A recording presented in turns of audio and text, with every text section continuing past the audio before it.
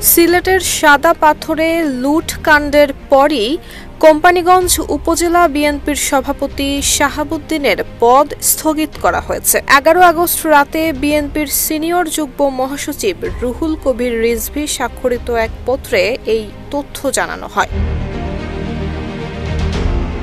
পত্রে বলা হয়, চাঁদাবাজি, দখলবাজি সহ বিএনপির আদর্শ ও নীতি পরিপন্থী অনৈতিক কর্মকাণ্ডে জড়িত থাকার সুস্পষ্ট অভিযোগের ভিত্তিতে কোম্পানীগঞ্জ উপজেলা বিএনপির সভাপতি শাহাবুদ্দিনের সকল পদ স্থগিত করা হয়েছে।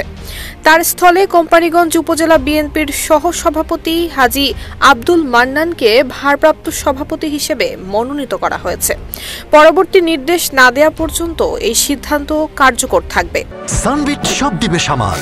সানবিট ম্যাজিক প্রেস ডিশওয়াশিং এর মাথা ঘোরানো সলিউশন।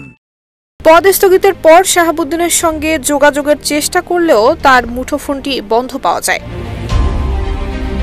গত বছরের 5 আগস্ট রাজনৈতিক পট পরিবর্তনের পর সিলেটের অন্যান্য পাথর কোয়ারির মতো সাদা পাথরেও শুরু হয় লুটপাটের মহা উৎসব। আর লুটপাটে বিএনপি নেতা শাহাবুদ্দিনের সম্পৃক্ততার অভিযোগ ওঠে। দলীয় সূত্র জানায়, শাহাবুদ্দিনের বিরুদ্ধে দীর্ঘদিন ধরে চাঁদাবাজি, সরকারি জমি দখল, অবৈধভাবে সাদা পাথর উত্তোলন এবং রাজনৈতিক বিভাজন সৃষ্টির অভিযোগ ছিল।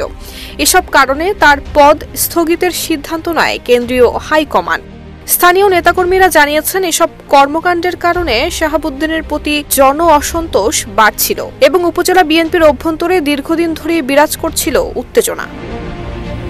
পর্যটন কেন্দ্র সাদা পাথর হিসেবে পরিচিত ধলাই নদের উৎসমুখে বিপুল পরিমাণ পাথর জমা হয়েছিল। লাগামহীন লুটপাটের কারণে ক্ষতিগ্রস্ত হয়েছে দেশের অন্যতম এই পর্যটন কেন্দ্র। দিনের বেলা প্রকাশ্যেই শত শত নৌকাযোগে চলছে পাথর লুট।